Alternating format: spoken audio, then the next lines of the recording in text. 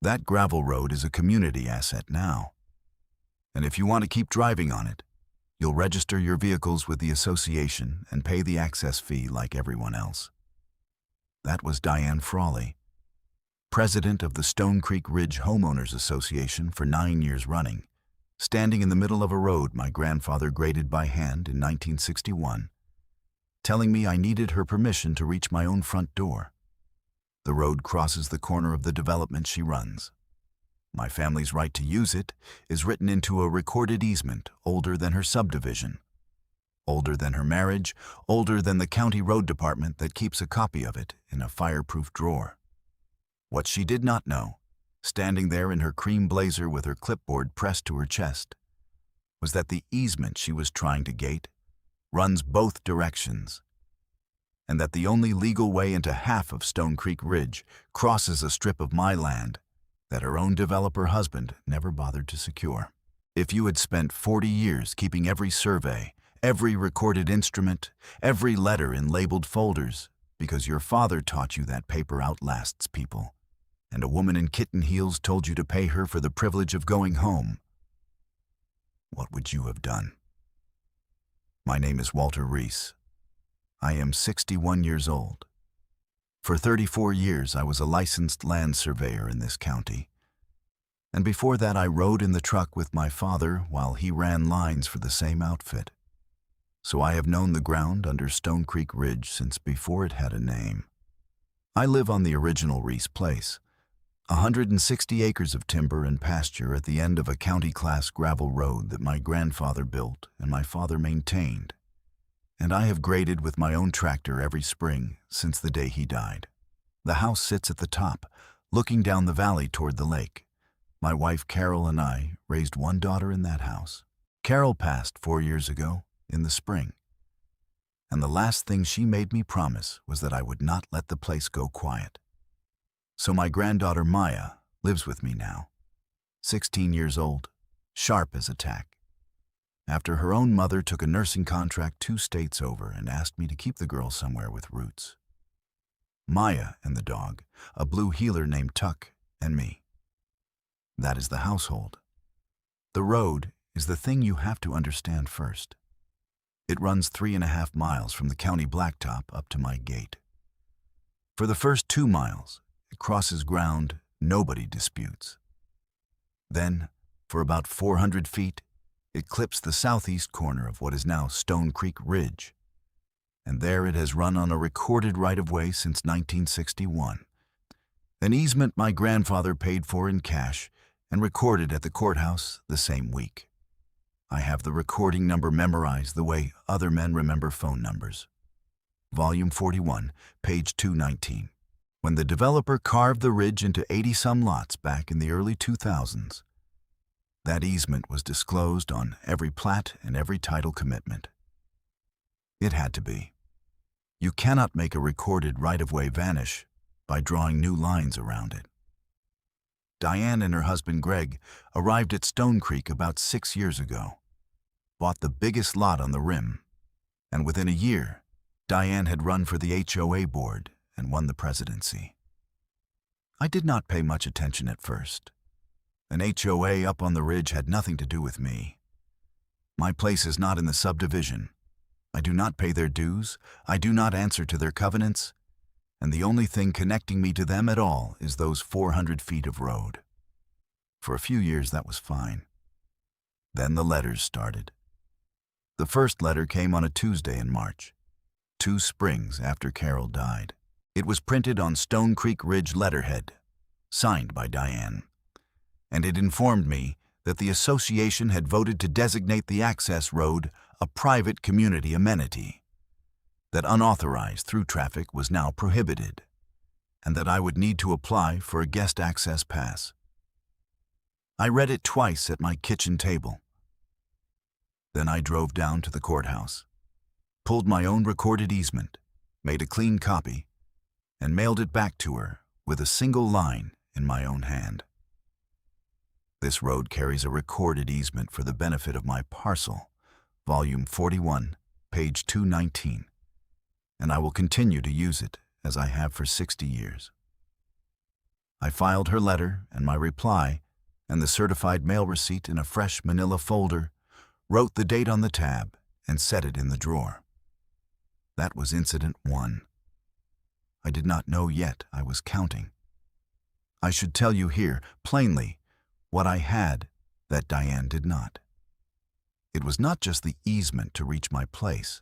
When the developer ran the only second access road into the upper half of Stone Creek, the road the fire marshal required them to build so the ridge would not have a single way in and out, they ran it across the bottom of my land. They needed an easement from me to do it legally, and they never got one. Greg's company graded that road on a handshake with a previous board, on the assumption an old farmer would never make trouble, and the easement document was never drafted, never signed, never recorded. I knew this because I surveyed it. The county hired me to verify the as-built location of that very road in 2009, and I walked it foot by foot, and I wrote in my field notes that it sat 11 feet onto Reese property at its closest point, with no recorded right-of-way of any kind. I kept those notes. Of course I kept those notes. That spring, Diane escalated. A second letter in April said the board had assessed me a fine of $200 for continued unauthorized use of the community road, and that the fine would compound monthly until I came into compliance. I do not owe a fine to an association I am not a member of for using a road I have a recorded right to use, but I have learned that arguing with paper is a waste of breath, so I did not argue. I photographed the letter, logged it, and filed it. Incident 2. By June, the running tally she claimed I owed was $600. By August, it was $1,000. I never sent a dime. I just kept the folder growing. In September, she sent a man. It was a Thursday, a little after 9 in the morning, and I was on a stool beside the tractor with my hands black to the wrist, draining the old oil into a pan, when Tuck stopped chewing his bone and put his ears up and started barking at the bottom of the drive. I wiped my hands on a rag and stood. A white pickup with a magnetic sign on the door, Compliance Services in blue block letters, sat nosed up to my gate, and a heavy-set man in a navy polo shirt was leaning over the top rail with a phone, photographing my fence line and the corner of my barn. I walked down the gravel slow, the way you walk toward a strange dog, so nothing about me would read as a fight. I asked him if I could help him. He told me, without quite looking up from his phone, that he was an HOA inspector and that he was documenting violations on the access corridor. I asked him what corridor he meant. He waved the phone up my own road. I asked him what license he held to inspect anything at all. He did not have one. He was a fellow named Doug from 2 streets over inside the subdivision, a retired sales manager whom Diane had appointed, and he had a clipboard with a Stone Creek Ridge sticker on the back and a lanyard she had ordered off the internet, and a tan vest with the word Inspector ironed across the shoulders in letters that were already starting to peel at one corner. He had the costume. He did not have the standing. I kept my voice level. I told him he was standing on a recorded easement, that he was welcome to photograph the road all day if it pleased him, and that the moment he set one boot through my gate onto deeded private land, he would be trespassing, and I would have it on camera. He looked up at the gatepost then, and he saw the little weatherproof box I had screwed there in the fall, and the red light inside it, and something went out of his shoulders. He told me he was just doing what he was told. I believe that was true. I told him I understood, and that he should tell the person who told him that the road was deeded and the rest was not his to walk. He got back in the white pickup, and he backed down my drive at a crawl, and Tuck trotted the fence line with him the whole way to the county road like an escort. Maya had watched the whole thing from the porch with a glass of milk in her hand. That evening at supper, she asked me why I had not just yelled at him and run him off. I set down my fork. I told her that the man with the loudest voice is usually the one holding the weakest paper, and that we had the strong paper. So we did not need to yell. Not once, not ever, all the way to the end of this. I told her yelling is what you do when you cannot prove your case. She thought about that, and then she got up and got the little notebook she kept for things she wanted to remember, and she wrote it down at the table. She is like that. She has always been like that. Carol was too. That was the autumn I started keeping the cameras. 2 of them, one on the gate post and one on the corner where the road clips the subdivision, both saving to a card and to a drive in the house. Carol used to tease me that I documented our life, like I was preparing to testify about it. Maybe I was. Maybe that is just what you become when your trade is proving where one man's ground ends and another man's begins. The fines kept compounding on paper through the winter. $200 a month adding up in an account that existed only in Diane's spreadsheet. In February, Diane called the sheriff. A deputy named Ron Castle rolled up my road on a cold, bright morning with frost still silver in the shade of the pines. And I met him at the gate with 2 mugs of coffee, because I have known Ron since he played ball with my daughter on the same town team 20 years back. He was apologetic before he was even out of the truck, holding up one hand like he was saying sorry for the cold itself. He took the coffee and wrapped both hands around it. He told me the association had filed a complaint alleging I was operating an unpermitted commercial through route and harassing residents, and that when a complaint gets filed, he has to come look at it, regardless of how thin it is, because that is the job and the job does not let him pick. I told him I understood and that I would rather he came than somebody who did not know me. Then I handed him the easement and the 2009 field notes through the open window of his own truck so he could read out of the wind. And I leaned on the door and waited. Ron is not a fast reader. He never was. He reads with one finger going down the page and his lips moving a little. And he is the most careful man I know. And I would rather have his slow reading than another man's fast one any day. When he got to the line in my field notes about the second access road sitting 11 feet onto Reese property with no recorded easement of any kind, he stopped. He read it again. Then he lowered the page and looked up the hill toward the ridge for a long moment, where you could just see the roof lines of the big lots through the bare trees, and he said, real low, into the steam off the coffee, "Well, that is going to be a problem for somebody, and it is not going to be you." He told me to keep documenting everything, dates and times and photographs, and to never miss one.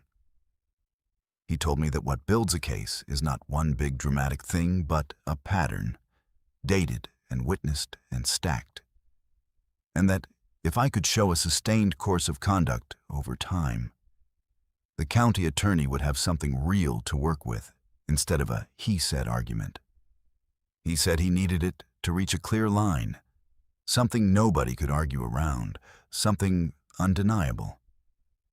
I told him I had a folder for it, and the folder was already 3 fingers thick. He almost smiled into the coffee. He told me the coffee was good and that Carol had taught me right, and then he turned around in my drive and went back down to do the rest of the job nobody envies. So I kept climbing the staircase she was building, one step at a time, and I numbered every step. That was around the time I learned why Diane cared so much about a gravel road that did not even touch her own lot.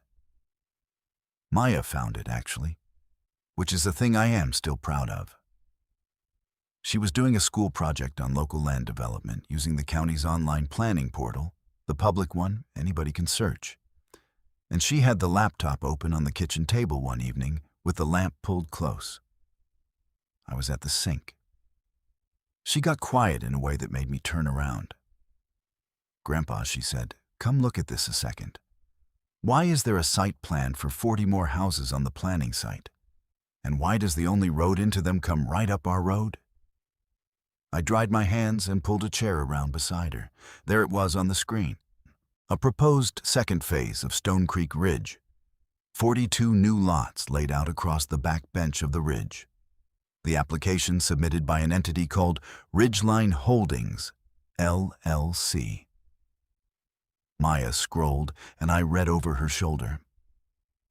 The managing member listed on the entity filing, when she clicked through to it, was Gregory Frawley, Diane's husband. The site plan showed the new lots with no legal access of their own at all, nothing connecting them to the county system except the 2 existing roads. And the 2 existing roads, both of them, the front one and the fire road, ran straight across my easement and across my unrecorded ground. I sat there and felt the whole shape of it click into place, like a survey closing on itself. The last bearing meeting, the first. Greg could not build a single house up on that bench without a guaranteed, permanent, recorded route through the Reese place. Not one. The fire marshal would never sign off. The bank would never fund it.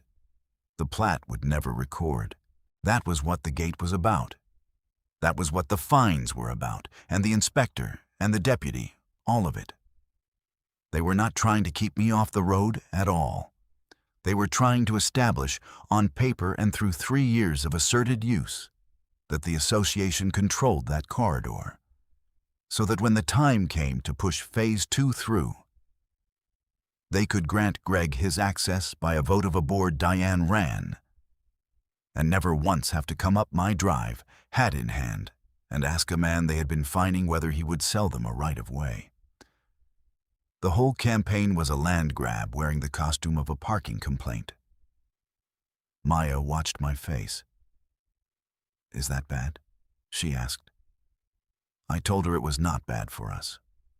I told her it was the best thing we could have found, and that she had just done a better day's research than some title companies manage. She grinned at that. I did not say the rest of it to Diane, then or ever. There was no point, and saying it would only have warned her to go fix the hole she did not know she had. I just understood it, quietly, and understanding it changed how I read every letter that came after. I started a second folder that same night, the development folder, and into it went the planning filings, the printed entity records, Greg's name on every page where it appeared. I was not building a fence against these people. I was building a record, and a record is patient, and a record does not blink. The next spring, the 3rd spring of this, Diane built the gate.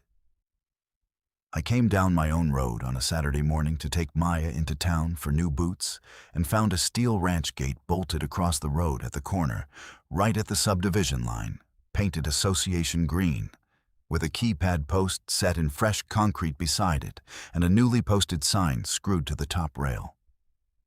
The gate was locked. There was no way through at all, except a code I did not have and would never be given. A crew of 2 men in Ridgeline Holdings shirts were troweling the last of the concrete smooth around the base of the post, and a wheelbarrow and a bag of mix sat off to the side in the gravel. I put the truck in park and got out and left the door open so Maya could hear. I asked the men, as level as I could keep it, who had authorized a gate across a recorded easement. The older one straightened up, trowel in hand, and shrugged, and said the HOA, like that was the end of any sentence. Diane arrived within 10 minutes, because somebody had surely called her the second my truck stopped. And she came up the inside of her own gate in her white golf cart with her clipboard on the seat beside her, and her sunglasses pushed up on her head.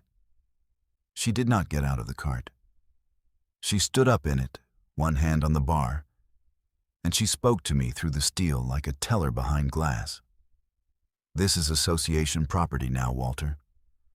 And association property is functionally part of our jurisdiction. You can apply for a transponder like every other resident, or you can find another way to your house. There isn't one, of course. We both know that. So I'd suggest you be neighborly about it." She smiled when she said it, a small, tidy smile, pleased with the geometry of the trap she thought she had sprung. Maya was in the truck behind me with the door open, hearing all of it. Tuck had his head out the back window, not barking, just watching. The way that dog watches a thing he does not trust. And there I was, 61 years old, locked off the only graded road to my own home by a woman who had never once in her life read the document that governed the ground her concrete was curing in. My heart was going hard against my ribs. My hands hung steady at my sides. I have lived long enough to learn that those two things can be true at the very same time. The heart loud and the hands quiet. And that the trick of a fight like this is to spend everything on keeping the second one true. I did not yell. I did not so much as raise my voice a half step. I took out my phone and I photographed the gate, the post, the keypad, the sign, the wet concrete, the two men, the golf cart, and Diane standing in it, every angle, slow and thorough. The way I would document a boundary monument I might have to defend in court someday. Then I closed the truck door, turned around in the gravel, and drove Maya back up to the house the long way across my own back pasture in four-wheel drive. 40 minutes of ruts and washboard and one creek crossing to cover what should have been a 4-minute drive. Maya did not say much on the way. About halfway up she said, "Quiet, can she really do that?" I told her no. I told her she just did. But no, she could not. And that there was a difference. And that the difference was about to cost the Frawleys everything they had bet on me not knowing it. When we got home, I did 3 things in order. I called Ron Castle. I called Sam Okafor, the surveyor who had trained me. And I opened the folder on the kitchen table, and I wrote the date at the top of a fresh page. And under it, I wrote one word: gate. Then I wrote the number. Incident 11. Ron came out the same afternoon. He stood at the locked gate a long time. Blocking a recorded easement, he said, is not a covenant matter. That is interference with a property right, and depending on how the county attorney reads it, it can be a crime. He photographed it himself, officially, on the county's camera. Then he said the thing that turned the whole fight. "Walter," he said, "if you are landlocked from your residence by this, that is the line. That is the undeniable thing. Get your paper in order, because I think this is about to move out of my hands and into a courtroom, and when it does, you want every page." That night, I did not sleep much. I sat at the kitchen table with the 2 folders and Carol's reading lamp, and I laid it all out.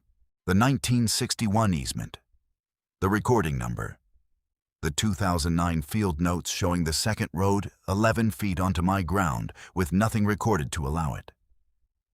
The planning filings for Phase 2 with Greg's name on them. 3 years of fine letters totaling, by Diane's own arithmetic, $4,200 I had never owed and never paid. 11 dated incidents. And the one fact that sat over all of it like a roof. They needed my land far more than I needed their road. I had a way home, even if it took 40 muddy minutes. They had no legal way into Phase 2 at all without me. The gate was the most expensive mistake Diane Frawley ever made, and she had poured the concrete on it herself. Sam Okafor drove up 2 days later with his truck bed full of equipment, the total station and the rover and the tripod cases, and we spent a whole day reshooting both access roads together, the new front road and the older fire road, to make the record current and beyond argument. Sam trained me when I was 22 and green, and he is past 70 now, with a white mustache and hands that still set a tripod dead level on the first try. And he does expert work for attorneys these days, because juries believe a man who looks like somebody's grandfather and talks in tenths of a foot. We walked the fire road foot by foot in the heat, him on the instrument and me holding the rod, the way we had 100 times 40 years ago. neither of us saying much because the work does the talking. We confirmed exactly what my 2009 notes said, to the inch. The fire access road into the upper subdivision crossed Reese ground for 140 feet, and at its closest point, it sat 11 feet inside my line, with no recorded easement, no license, no grant, no deed reservation. Nothing of any kind giving anyone the right to put gravel there. Sam stood at the closest point with the rod and read me the number twice, and then he looked at me over the top of his glasses and said, "Walter, somebody built a public road on private dirt and just hoped." I told him that was about the size of it. He shook his head. Greg's company had graded a road the fire marshal required, on land they had never had the right to use. And the entire upper half of Stone Creek Ridge had been driving on it for 15 years, without one of them knowing the ground belonged to the old farmer they had been told to resent. If I closed that road, 60-some homes up on the ridge would have a single point of access, and the county would be legally bound to red tag the whole upper phase as out of fire compliance, until it was cured. I did not want to close it. I want to be clear about that, because it matters to how this ends. I am not a man who takes a road away from his neighbors over a fight that was never with them, yet I could close it. Yet I could close. The right was mine, and the paper was clean and old and recorded. And the difference between a man who could and a man who would is the only leverage a decent person ever needs, and usually the only leverage a decent person ever wants. Here is what I want you to notice, and then I will get back to the story. I never threatened anyone. I never cut a wire or moved a stake or raised my voice across that gate. Everything I'm about to tell you happened because the record was clean and the law is slow but real. If you take one thing from a man who spent his life proving where lines fall, take that. The county attorney's office did not move fast. Government never does. While they reviewed Ron's report and my filings, Diane kept climbing her staircase, because a woman who has never been told no does not recognize the sound of the ground shifting under her. In May, she had Greg's crew weld a second hinge plate on the gate and add a chain after I had been documented driving the back pasture route, as if to make the point that the long way was the only way I would ever have. Incident 12. In June, a Ridgeline truck parked at the bottom of my drive for 3 days, running, watching, and I have all of it on the corner camera. Incident 13. And in July, Diane did the thing that took the last bit of patience the county attorney had been extending her. She sent a certified letter on association letterhead to the propane company and the parcel delivery service and the rural mail contractor, informing them that the road beyond the Stone Creek Gate was private association property, and that they were not to use it to service the Reese residents without written association authorization. She tried to cut off my heat and my mail in the same envelope. Maya was the one who found the gap in it. When the propane company called the house on a Wednesday afternoon to say they could not fill our tank because they had been told the road was closed, and it was forecast to drop into the teens by the weekend, the kind of cold that empties a tank fast. Maya took the call.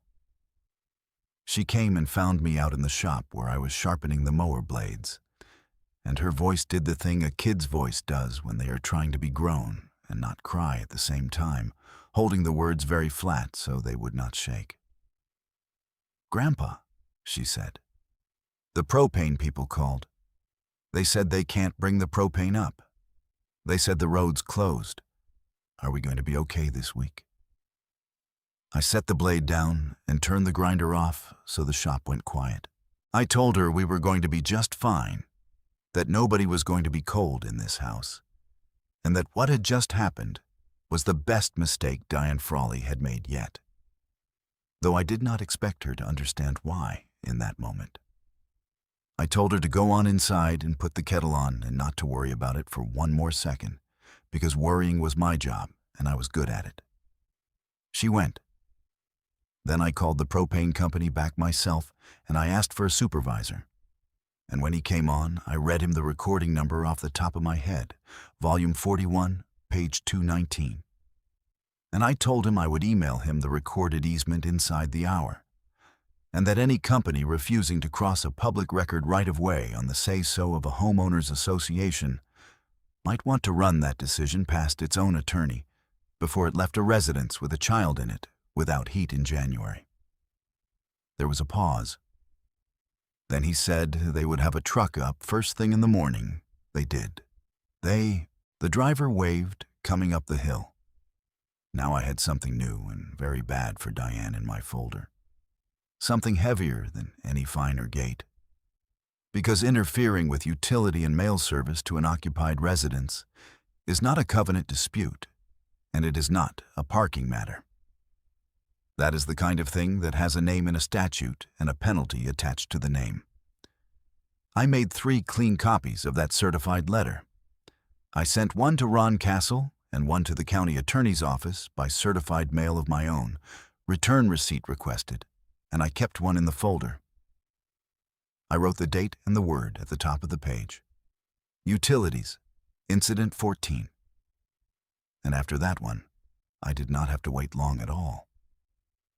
The reveal, when it came, did not come at a shouting match across the gate. It came in a public meeting on a Tuesday evening in the county building at a regularly scheduled hearing on the Phase 2 preliminary plat that Ridgeline Holdings had on the agenda. Greg was there in a sport coat to present his 42 new lots. Diane was there in the front row in a magenta blazer because the development was hers as much as his, whatever the filing said. And I was there in the third row in a clean shirt with both folders and Sam Okafor beside me and Maya on my other side, because she asked to come, and I was not going to tell her no. The County Planning Commission sat at the long table. Ron Castle stood at the back in uniform. He had told me only that the county attorney would be present, and that I should be ready to be recognized to speak. Greg gave his presentation. Renderings of the new homes, the projected tax base, the amenities. Then the chair opened the floor, and the county attorney, a soft-spoken woman named Patricia Vance, asked the question that ended it before I ever stood up. She asked Mr. Frawley to identify, for the record, the legal access that would serve Phase 2, since a preliminary plat cannot be approved without guaranteed legal access and fire code compliance. Greg said the existing Stone Creek access roads would serve the new phase. Mrs. Vance asked him to confirm that those roads were under recorded easements adequate to carry the additional traffic. Greg said yes, and that is when she looked at me, and she said, "The commission has received a submission from an adjoining property owner. Mr. Reese, would you come forward?" I went to the podium. I did not make a speech. I have heard men make speeches at moments like this, and it never helps them. I laid the first folder open, and I said 3 things in plain order. The road that serves the existing upper subdivision crosses my deeded land for 140 feet with no recorded easement, confirmed by a survey I performed for this county in 2009 and reshot last month. The road that serves my own home has carried a recorded easement for the benefit of my parcel since 1961, volume 41, page 219, and the association has gated it. And the association has, by certified letter, attempted to interrupt utility and mail service to my occupied residence. Then I closed the folder and I sat down. The room was very quiet. Sam handed Ms. Vance the survey. She read it. She passed it to the chair. The chair read it and passed it down the table, and you could watch it travel. 6 people reading the same 2 paragraphs and arriving, one after another, at the same place. Then the chair looked at Greg and asked him, on the record, whether Ridgeline Holdings held any recorded easement across the Reese parcel for the existing access road. Greg's mouth opened and nothing useful came out of it. He looked at the back of the room for Diane. And Diane was already on her feet saying it was functionally a public road. It had been used for years. Surely a long-standing use established something. And Ms. Vance said, without raising her voice at all, prescriptive use does not run against a recorded easement holder who has consistently asserted his rights, and Mr. Reese appears to have asserted his rights in writing for 3 consecutive years. She had read the folder, the whole folder. Here are the 2 numbers I want you to hold next to each other, because the gap between them is the whole story. 0. That is the number of dollars in fines Diane Frawley ever lawfully collected from me across 3 years and 14 documented incidents, because not one of them was ever valid. And 63. That is the number of homes in the upper phase of Stone Creek Ridge that, the moment that survey hit the record, had exactly 1 legal point of access, on a road that crossed my land without permission, in violation of the fire code the county is required to enforce. She had spent 3 years building a paper case that I owed her $4,200. I had spent 3 years building a paper case that her entire subdivision was, legally speaking, parked on my driveway. The commission did not approve Phase 2 that night. They could not. They tabled it pending resolution of the access defect, which is a polite way of saying they could not let Greg build 42 houses on a road that did not legally exist. And the existing access problem did not go away when the meeting ended. It had a life of its own now that it was in the record. Within a month, the county fire marshal issued a formal notice to the association that the upper subdivision's secondary access was non-compliant and would need to be cured, which meant the association now had to come to me by certified letter on the same letterhead Diane had used to threaten me, and request an easement across my land. The thing they had tried to take by gate and fine, they now had to ask for. And the gate Diane built across my road came down by court order before the leaves turned, because you cannot lock a man off his own recorded easement, and the order made her pay to remove the concrete she had paid to pour. I want to be careful here, because this is the part people get wrong. I did not ruin Diane Frawley. The county did not throw her in a cell. What happened to her is smaller and more exact than that.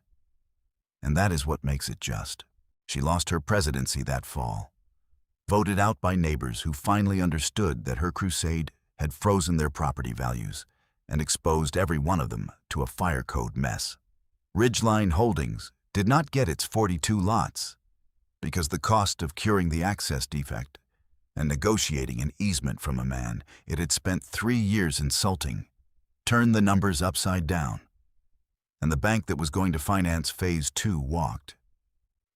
Greg's name came off the planning portal, and the road my grandfather built in 1961 runs free and open today. Gate gone, posts gone, the recording number still exactly where it has been for 64 years. We did negotiate in the end. I am not a man who takes a road from his neighbors, and I told you that before I knew if I would get the chance to prove it. The families up on the ridge had nothing to do with the Frawley scheme, and most of them had been told a story about me that was not true. So when the association came to me, properly, through a lawyer, asking for a recorded easement across my ground so the fire road could keep serving those 63 homes, I granted it. I charged them a fair price, recorded it clean, and put the money in an account for Maya's school. They wanted to call it a settlement. I called it a survey fee 15 years late. The toll I built on their road, if you want to call it that, was the cost of doing the thing right the first time. The thing they had skipped because they thought an old farmer would never check. Maya was there the day they took the gate down. She stood at the corner with Tuck while the crew cut the bolts, and when the gate came off its hinges and lay flat in the gravel, she looked at me and said, "You never even raised your voice." I told her that was the whole point. I told her the paper raised its voice for me.